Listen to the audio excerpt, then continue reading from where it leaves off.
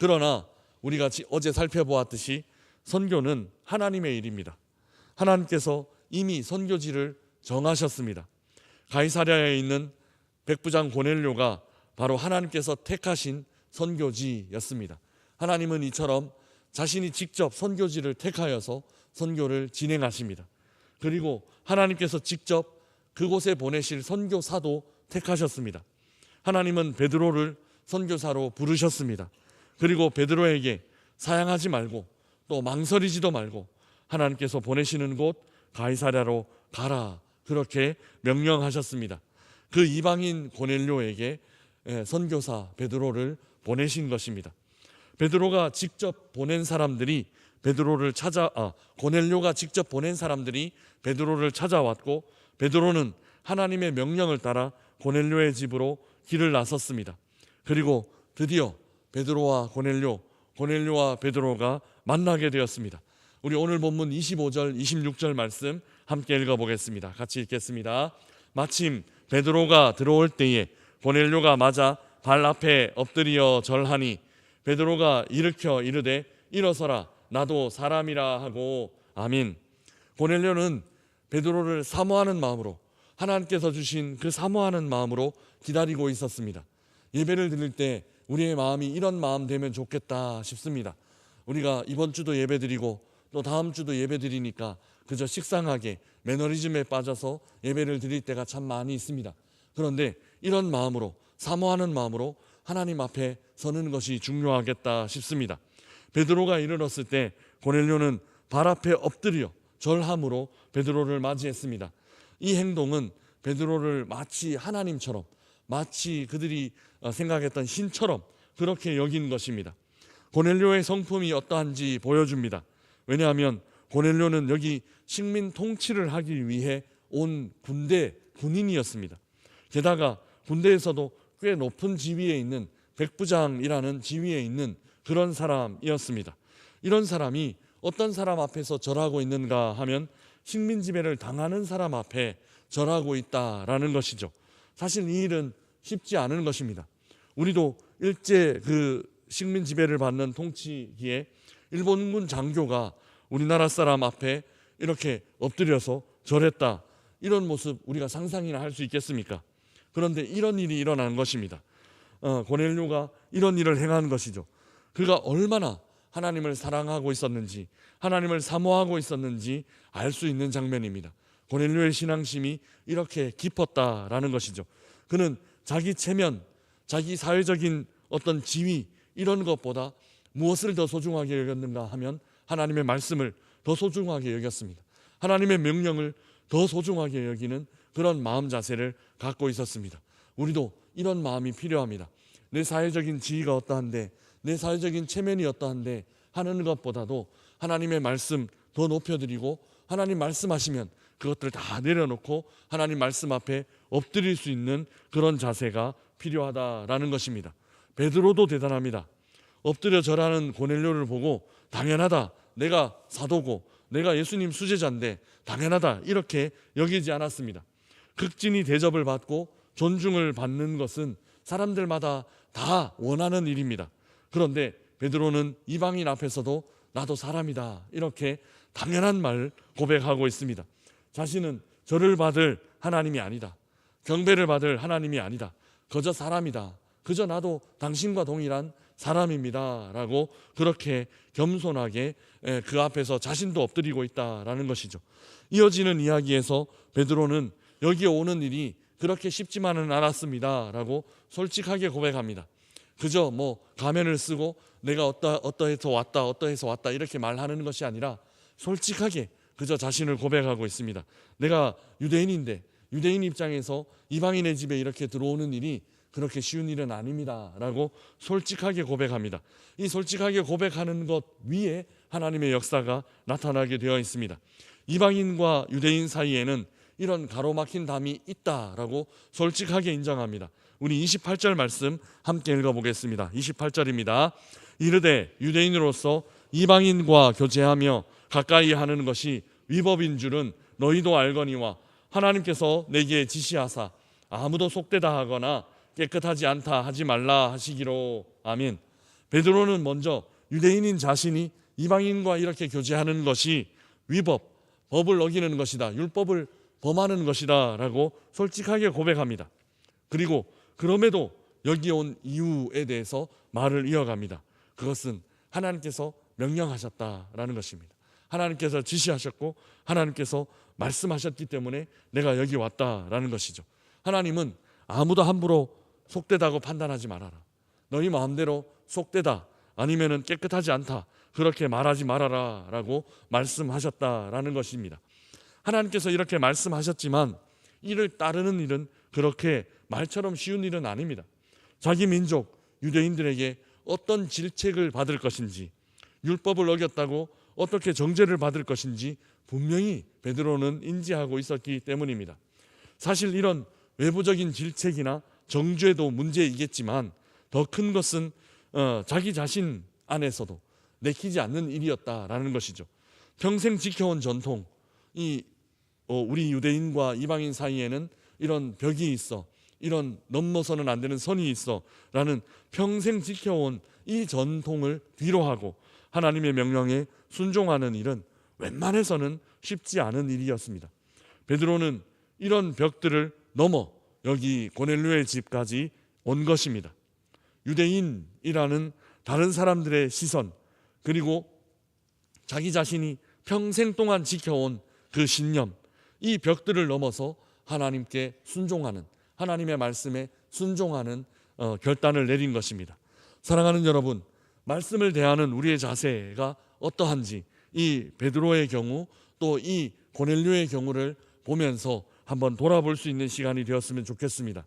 지금까지 내가 살아온 방식, 내가 지켜온 어떤 신념, 이 신념과 이 전통, 이것과 하나님의 말씀이 대립한다면, 그리고 내가 속한 공동체 안에서 유지되어 온 어떤 전통, 이 전통과 하나님의 말씀이 서로 부딪힌다면 나는 어떤 선택을 할 수 있을까? 나는 어떤 결정을 할 수 있을까? 한번 고민해 보시기 바랍니다. 이 모든 것들 다 내려놓고 베드로처럼 하나님의 말씀을 붙잡고 베드로처럼 하나님의 말씀을 선택할 수 있을까요? 다른 사람들의 시선을 뛰어넘어 내가 지켜온 신념과 전통을 뛰어넘어 하나님의 말씀, 순수하게 그 하나님의 말씀을 따를 수 있을 것인지 우리 자신의 모습을 좀 돌아볼 수 있으면 좋겠습니다. 이렇게 순종했을 때, 이렇게 하나님의 말씀에 순종했을 때 어떤 일이 일어나는가 하면 놀라운 일이 일어납니다. 우리 33절 말씀 같이 한번 읽어보겠습니다. 33절입니다. 내가 곧 당신에게 사람을 보내었는데 오셨으니 잘하였나이다.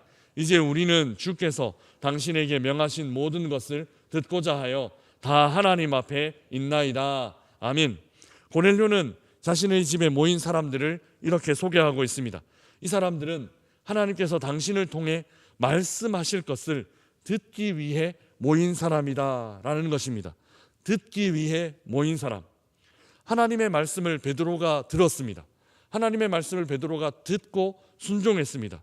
그럴 때 어떤 일이 일어나는가 하면 그 다른 사람들도 하나님의 말씀을 듣고 하나님의 말씀을 듣는 일을 소중히 여기는 이런 일이 일어난다라는 것이죠. 어제 말씀드린 바와 같이 부정함이 전념되는 것이 아니라 무엇이 전념되고 있는가 하면 정함이 전념되고 있는 모습입니다. 순종이 또 다른 순종을 낳았습니다. 고넬료의 집에 모인 사람들은 하나님의 말씀을 사모하는 마음으로 모였고 하나님의 말씀을 듣기 위한 열심으로 거기에 앉아 있었습니다. 특별히 모든 것을 듣겠답니다. 모든 것. 그러니까 내가 듣고 싶은 말씀만 듣는 게 아니라 내가 듣기 어려운 말씀, 이 말씀도 듣겠다라는 고백이 이 고백 안에 담겨 있습니다. 모든 것을 듣겠다. 베드로가 바로 이 일을 했죠. 내가 듣고 싶은 말씀만 순종한 게 아니라 듣기 어려운 말씀, 유대인으로서 감히 듣기 어려운 말씀도 베드로가 순종했습니다. 그랬을 때 이 이방인이 어떻게 고백하느냐 하면 내가 모든 것을 듣겠습니다. 모든 당신이 전해주는 하나님의 말씀 모든 것을 듣겠습니다라고 고백하는 모습이 바로 이 고백이다라는 것입니다. 우리가 듣기 좋은 말씀, 순종하기 좋은 말씀만 듣는 것 아닙니다. 내가 좀 듣기 불편하기도 하고 듣기 어려운 말씀도 하나님 말씀이기 때문에 듣겠습니다라는 고백이 이 이방인의 입술을 통해서 고백되고 있다라는 것이죠. 순종이 또 다른 순종을 낳았습니다. 하나님의 말씀 듣는 일, 하나님의 말씀에 전적으로 순종하는 일이 계속 이어지고 있다라는 것입니다. 선한 일, 좋은 일, 이 정함이 계속해서 전념되고 있는 이런 역사가 나타나고 있습니다. 이뿐만 아닙니다. 고넬료는 자기 집에 모인 사람들을 가리켜 무엇이라고 소개하고 있는가 하면 그냥 당신 앞에 모여 있습니다, 이렇게 소개하지 않습니다. 이 말씀 읽어보면, 33절 말씀 읽어보면 고넬료는 모두 하나님 앞에 있습니다, 이런 고백합니다. 모두 하나님 앞에 지금 있습니다, 이런 고백을 하고 있습니다. 이방인의 입에서 놀라운 고백이 흘러나오고 있습니다. 고넬료는 지금 사람 앞에 있다 이렇게 말하지 않습니다. 멀리서 초청하여 모셔온 그 베드로, 좋은 강사님, 좋은 선생님 앞에 있는 것 아니라 그들은 이미 하나님 앞에 있습니다 라고 코람데오를 고백하고 있다라는 것입니다. 언제든 어디서든 하나님 앞에 있습니다. 우리는 언제든 어디서든 무엇을 하든 하나님 앞에 있다라는 고백으로 오늘 하루를 사시기를 주님의 이름으로 축복합니다. 언제든 어디서든 하나님 앞에 있다라는 고백, 하나님 말씀 듣기를 사모함으로 모여 앉아 사람의 말로 듣지 않고 당신이 전해주는 말씀을, 하나님의 말씀을 하나님의 말씀으로 받겠습니다, 하나님께서 전해주시는 말씀으로 받겠습니다 하는 그 마음이 그 집안에 모였던 모든 사람들에게 충만했다라는 것입니다. 이미 그 집안은 하나님의 은혜로 충만했습니다. 그리고 더 큰 은혜를 받을 준비가 이미 이루어져 있습니다. 곧 이방인의 오순절이라 불리는 사건, 성령이 그 온 집에 가득하게 임하는 사건이 일어날 준비가 이미 완료되어 있다라는 것이죠. 그리고 베드로는 마침내 하나님에 대해서 이렇게 고백합니다. 34절, 35절 말씀 우리 함께 읽어보겠습니다. 같이 읽겠습니다. 베드로가 입을 열어 말하되 내가 참으로 하나님은 사람의 외모를 보지 아니하시고 각 나라 중 하나님을 경외하며 의를 행하는 사람은 다 받으시는 줄 깨달았도다. 아멘. 이제 베드로도 깨닫는 겁니다. 베드로도 사역자이지만, 베드로도 말씀을 전하라고 부름받은 사람이지만, 말씀 전하러 와서 베드로도 은혜 받는 겁니다. 베드로도 하나님 이렇구나, 하나님 이렇게 역사하시는구나, 베드로도 깨달으며 은혜를 받는 겁니다. 베드로는 자신이 가진 선입견을 뛰어넘었습니다. 외모가 아니라 중심을 보시는 하나님, 무슨 인종, 유대인이고 뭐 이방인이고 로마 사람이고 이런 것 아니라 그 마음의 중심이 어디를 향하고 있는지를 보시는 하나님, 그렇게 하나님 마음의 중심을 보시면서 하나님을 경외하며 의를 행하는 사람들을 받으시는 분이시다, 하나님 그런 분이시다라는 것을 베드로도 다시 한번 깨닫게 되는 것입니다. 이방인이냐 유대인이냐 문제가 아니라는 것입니다. 진심으로 하나님을 향하는 마음이 어디 있는가, 하나님 말씀 얼마나 사모하고 있는가, 그리고 하나님 앞에 있다라고 고백하며 어디에 있든지 무엇을 하든지 사람 앞에 있는 것 아닙니다, 하나님 앞에 있습니다라고 고백하는 그 사람, 하나님 이런 마음 받으시고 이런 마음을 가진 사람에게 하나님의 영을 부어주신다라는 것을 베드로도 깨닫게 되는 것입니다. 사랑하는 명선의 가족 여러분, 이방인 선교는 사람들에게 꺼려지는 일이었습니다. 그러나 하나님은 그렇게 생각하지 않으십니다. 이방인들도 하나님 향한 사모하는 마음을 갖고 있다면 하나님은 기꺼이 이방인들도 하나님의 자녀로 부르실 것입니다. 우리가 뛰어넘지 못하고 믿음이라 여기며 묶여있는 선입견은 없는지 이 아침 우리의 신앙의 모습을 돌아볼 수 있었으면 좋겠습니다. 저 사람은 안 돼, 저 사람은 어려워 라고 선을 그어놓고 있는 사람 아닙니다. 하나님은 하실 수 있습니다. 우리가 기도하고 또 메어 달리며 하나님 우리의 가족 구원하여 주십시오, 또 우리가 기도하고 있는 전도의 대상자들 구원하여 주십시오, 하나님이 역사하실 것입니다. 또 내 생각과 다르더라도 하나님의 말씀에 순종하는 삶, 내 뜻과 다르더라도 하나님의 뜻을 온전히 따르는 삶을 사는 우리 여기에 모이신 또 이 하나님의 오늘 이 아이월십 통하여 하나님의 말씀을 묵상하시는 우리 모든 명선의 가족들 되시기를 주님의 이름으로 축복합니다. 우리 주신 말씀 생각하며 함께 찬양하겠습니다. 찬송가 204장 함께 찬양하겠습니다. 204장입니다.